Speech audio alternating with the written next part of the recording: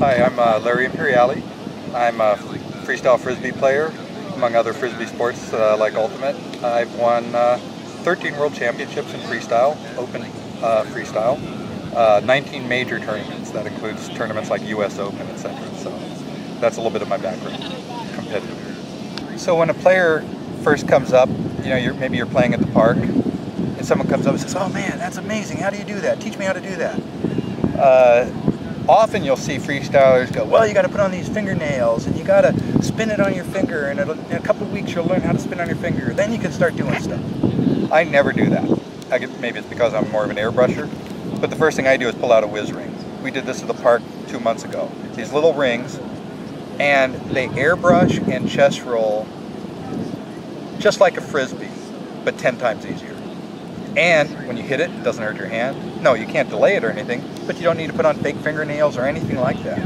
So for me, when someone comes up, "Oh man, how do you do that?" And this happened just a couple weeks ago at the park, I go, "Oh, here, let's try this ring." It was a high school kid.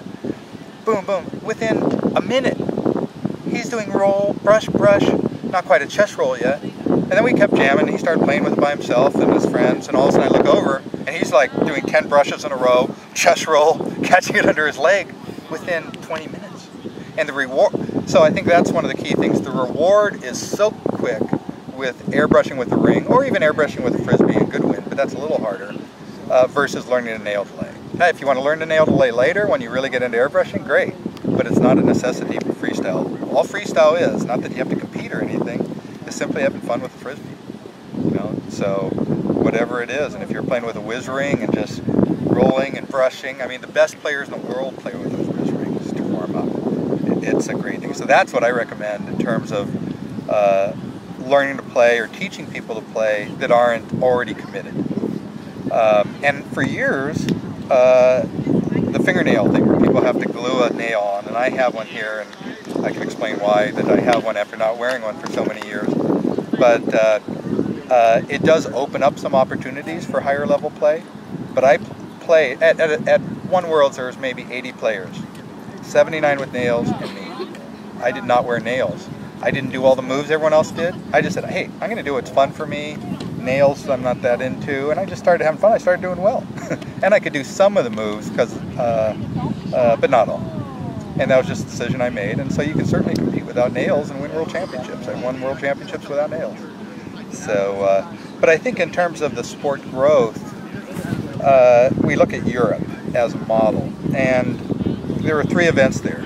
I was playing Ultimate in Czech Republic, went to a tournament in Germany. They said, "Larry, if you had fun doing a freestyle demo here and playing Ultimate, you got to go to Paganello." So I emailed Jumpy, who ran the Paganello, the world's largest Ultimate tournament, beach Ultimate tournament. And in '98 we started the freestyle Paganello.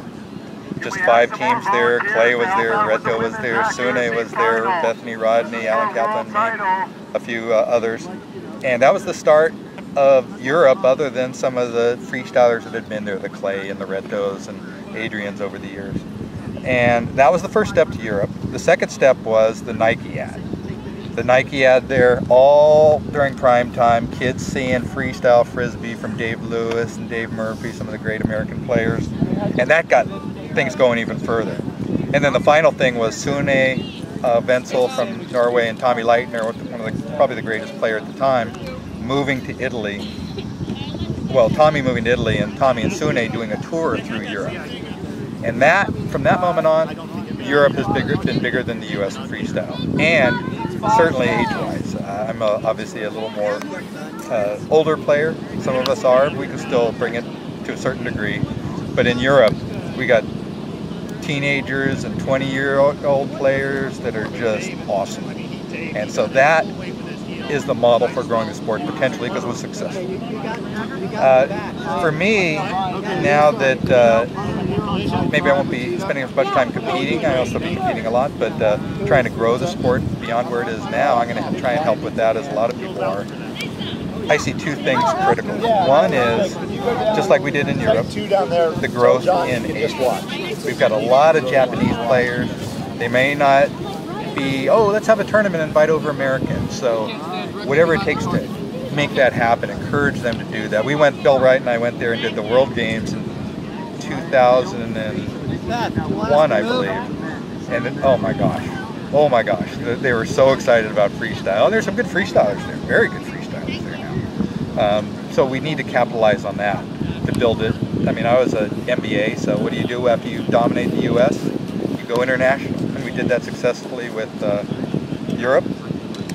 And now we need to do it with Asia, India, the rest of the world, because it's not that expensive of a sport. Yeah, Frisbees do break once in a while, but not that expensive of a sport, certainly like other things.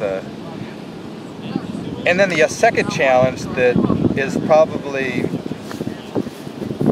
more important, because the US is the hub of the sport, so to speak, is building that growth again in the US. Yes, we went to Europe, we were successful there, we need to continue that. But in the US, there's some great 20-year-olds playing now, but not thousands of 20-year-olds freestyling. And so that's the next challenge. How do we get more people freestyling in the US? And part of the challenge is, now there are just so many things that people can get drawn into. And it takes, yeah, you can be an airbrusher in a day and be a good airbrusher. But to be a freestyler, and if you want to be competitive, it takes a few years.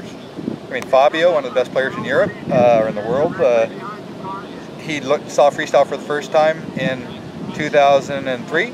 He made the finals in 2004.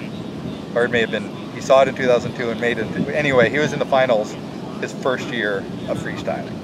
And if you, so it's not impossible. But the key is, how do we get the US to grow again? I have a lot of thoughts, a lot of people have a lot of thoughts, but I'm hoping to spend a little more time on that, because it's such a great experience and such a great sport. Yeah, it takes a little more time than Ultimate. If you're a good athlete, you can go out in Ultimate and be a great receiver right off the bat almost.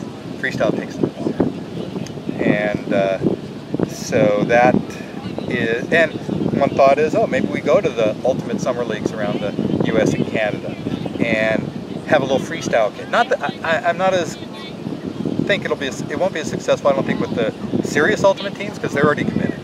But the summer leagues, you know, they're like, man, maybe we do airbrush races, or whiz ring, who can do the most whiz ring brushes, or whatever gets people excited, and they're like, wow, this is fun. Even if I'm playing Ultimate, I can do this afterwards.